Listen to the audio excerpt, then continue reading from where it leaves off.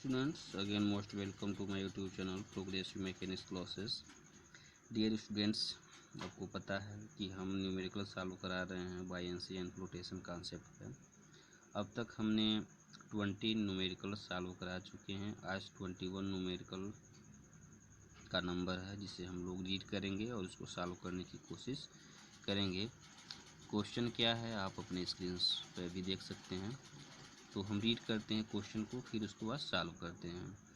किसी समुद्री जहाज़ की लंबाई 60 मीटर एंड चौड़ाई 8 मीटर है और यह 8.83 मेगा न्यूटन समुद्री पानी विस्थापित करता है। पानी की रेखा पर जहाज़ की काट का लंबाई की अक्ष पर जड़ता गुण जहाज़ के परिगत आयतन के जड़ता गुण का 65% है। जहाज़ का उत्प्लावन केंद्र पानी की रेखा से 1.75 नीचे है 1.75 मीटर नीचे है। यदि समुद्री पानी का डेंसिटी 1020 किलोग्राम पर मीटर क्यूब हो तो जहाज़ के मेटासेंट्रिक हाइट की पानी के तल से ऊंचाई ज्ञात कीजिए। डियर स्टूडेंट्स, क्वेश्चन को रीड करने के बाद ये लग रहा हो कि क्वेश्चन तो बहुत बड़ा है और एक्चुअली में है भी, लेकिन डरने की थोड़ा सा भी ज़रूरत नहीं है। हम अगर स्टेप बाय स्टेप अगर इस क्वेश्चन को करते हैं तो बहुत ईजिली तरीके से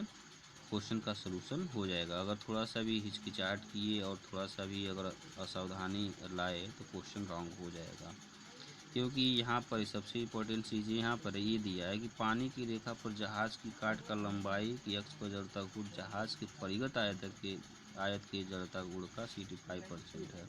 यही पर सबसे इम्पोर्टेंट चीज़ है समझने वाली। जो यहाँ पर नहीं समझ पाएगा फिर इस क्वेश्चन को रटना ही पड़ेगा आपको। तो हम समझाने की कोशिश तो कर ही रहे हैं और हमें आशा ही नहीं अपितु पूर्ण विश्वास है आपको ज़रूर समझ में आएगा। लेकिन अंत में बोला है कि मेटासेंट्रिक हाइट की पानी की तल से ऊंचाई ज्ञात कीजिए। क्वेश्चन थोड़ा सा डिफरेंट है और मोस्ट इम्पोर्टेंट क्वेश्चन है, इसे आप लोगों को समझना पड़ेगा।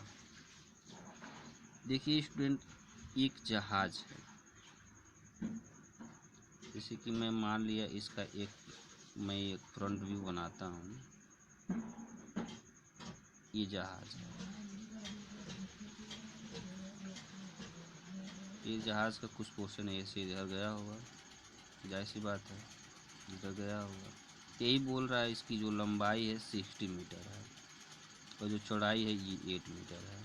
ठीक, यहाँ से मोमेंट ऑफ इनर्शिया हम क्या लेते हैं? मोमेंट ऑफ इनर्शिया हम लेते हैं इसके जो लंबाई के थ्रू जाती है एक्सिस, उसी पर हम मोमेंट ऑफ इनर्शिया लेते हैं। तो मोमेंट ऑफ इनर्शिया जो आपका हो जाएगा, अगर इसको एक्स एक्स माना और इसको वाई वाई माना तो आई वाई वाई क्या हो जाएगा? 8 का क्यूब इंटू 60/12। ठीक, इसका हमें अब यहीं पर इसका कन्फर्म एक चीज़ का हम कर दे रहे हैं कि, लेकिन डियर स्टूडेंट्स हम ये जानते हैं कि ये टॉप पोजीशन पे, जैसे कि जहाज़ तो आपका ऐसे होता है, जहाज़ तो आपका ऐसे होता है कि नहीं? फिर आपने देखा होगा जहाज़ इस तरह से होता है, फिर इस शेप का हो जाता है जहाज़, नीचे कुछ इस शेप का होता है। तो ये तो सबसे ऊपर वाला पोजीशन रहता है, पानी के ऊपर रहता है ये वाला पोर्शन, ये वाला। और ये नीचे जाएंगे तो थोड़ा सा इसका लेंथ भी कम हो जाएगा। अब देखिए यहाँ पर लेंथ था, यहाँ पर अब लेंथ यहाँ पर कम हो गया, यहाँ पर कम हो गया। तो वैसे ही जब मोमेंट ऑफ इनर्शिया भी नीचे जाएंगे तो कम हो जाएगा। तो वही पूछ रहा पानी की रेखा, यानी कि पानी की रेखा यहाँ होगी तो यहाँ पर मोमेंट ऑफ इनर्शिया कह रहा है कि यहाँ पर जो हम मोमेंट ऑफ इनर्शिया निकाल रहे हैं उसका यहाँ पर 65% है। यानी कहने का मतलब जो हम यहाँ पर मोमेंट ऑफ इनर्शिया निकाले हैं उसका 65% लेंगे, यानी एक्चुअल में हम मोमेंट ऑफ इनर्शिया 65% यानी ये लेना पड़ेगा। ठीक, एक तो कन्फ्यूजन आपको हम दूर करा दिए कि मोमेंट ऑफ इनर्शिया का क्या होगा। लेकिन स्टूडेंट, सबसे ध्यान देने वाली चीज़ ये है कि हमें तो ये भी नहीं पता, हमें तो पता ही नहीं है कि इस ऊंचाई का कितना भाग पानी में डूबा है। तो सबसे पहले तो हमें यही निकालना पड़ेगा कि कितना भाग पानी में डूबा है। तो इसके लिए हम क्या करेंगे, इस बॉडी का यानी इस जहाज़ का वेट निकालेंगे, फिर उसको किसके इक्वल करेंगे, इसके द्वारा हटाए गए विस्थापित पानी के भार के बराबर। तो सबसे पहले निकालते हैं कि जहाज का भार क्या होगा। तो चलिए जहाज का भार निकालते हैं। जहाज का भार इक्वल टू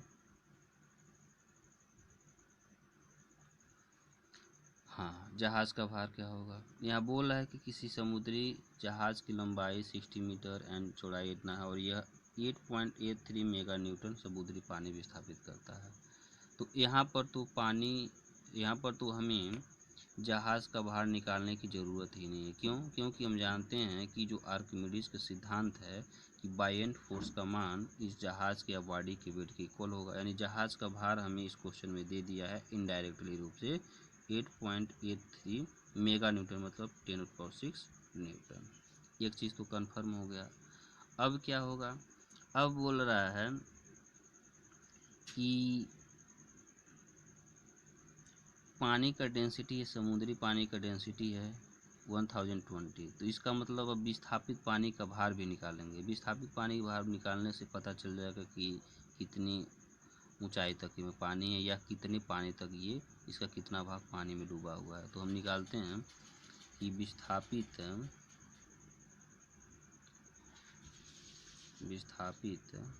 समुद्री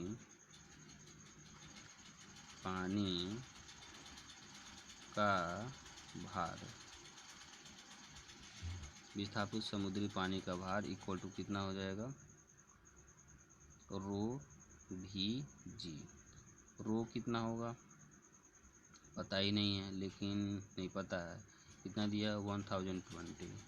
भी कितना होगा, भी तो देखिए भी हमें लेने के लिए ये लेंथ तो लेना ही पड़ेगा और ये विड्थ भी लेना पड़ेगा। हाइट अपने मन से मानना पड़ेगा कि कितनी हाइट तक ये पानी इसमें है। तो क्या करते हैं, ये ले लेते हैं 60 × 8 और मान लेते हैं कि x ऊंचाई तक इसमें पानी भरा है और ये क्या हो जाएगा 9.81 हो गया।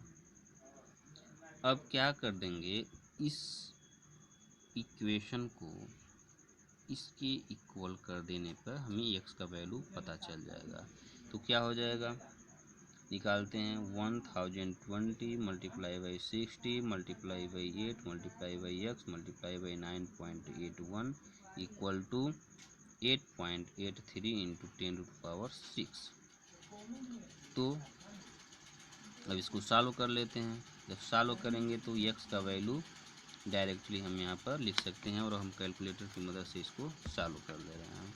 देखिए 8.83 × 10⁶ कितना होगा 8.83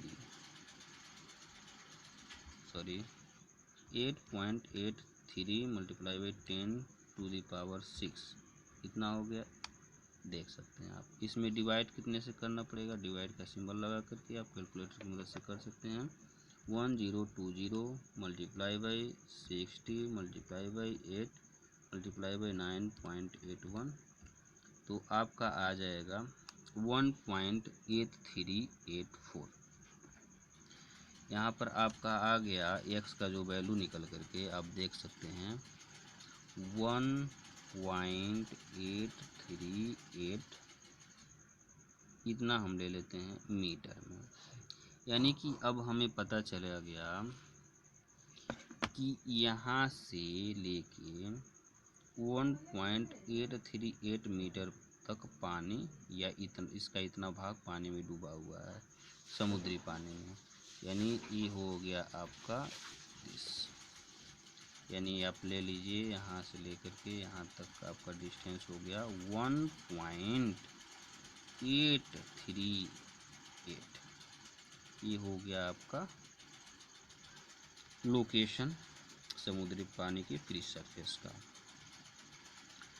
अब डियर स्टूडेंट पूछ रहा है कि मेटासेंट्रिक हाइट की पानी की तल से ऊंचाई ज्ञात कीजिए।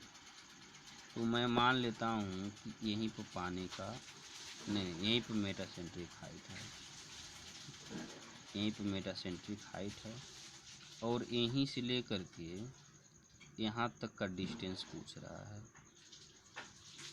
यहाँ से लेकर के यहाँ तक का डिस्टेंस पूछ रहा है। देखिए जहाज के मेटासेंट्रिक हाइट की पानी के तल से ऊंचाई ज्ञात कीजिए। तो पानी का तल यही है, यहाँ से यहाँ तक का डिस्टेंस पूछ रहा है। अच्छा स्टूडेंट्स, अगर हम क्या करें, ये यहाँ से ले करके और अगर यहाँ तक का डिस्टेंस हमें पता चल जाता और उस डिस्टेंस में से अगर ये वाला डिस्टेंस अगर हम सब्ट्रैक्ट कर देते, क्यों, तो ये डिस्टेंस तो हमें पता ही चल जाएगा। तो इसके लिए हमें क्या करना पड़ेगा, इसके लिए हमें कुछ उपाय करने पड़ेंगे, तभी जाकर के हमारा क्वेश्चन सॉल्व हो पाएगा।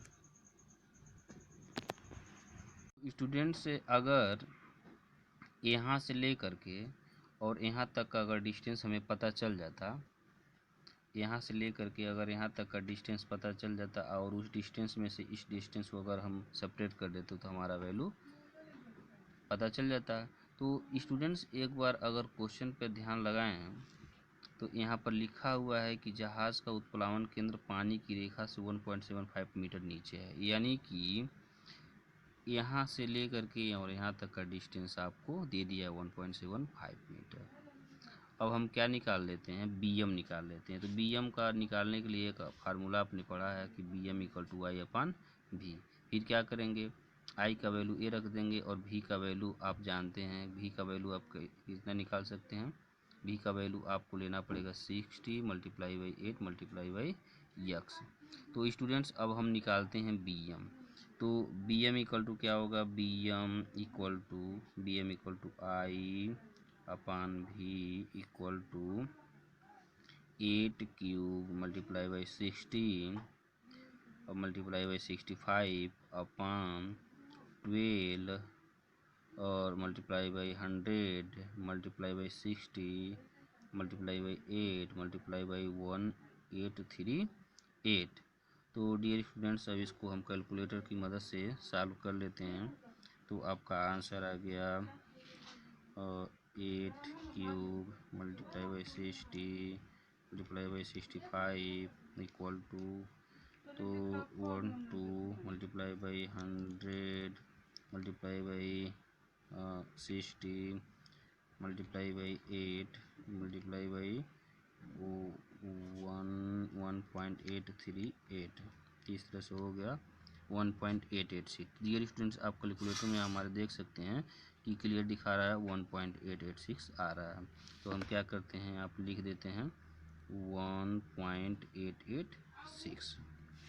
तो स्टूडेंट्स, सॉरी एक बार देख लीजिए मैंने जो लिखा है,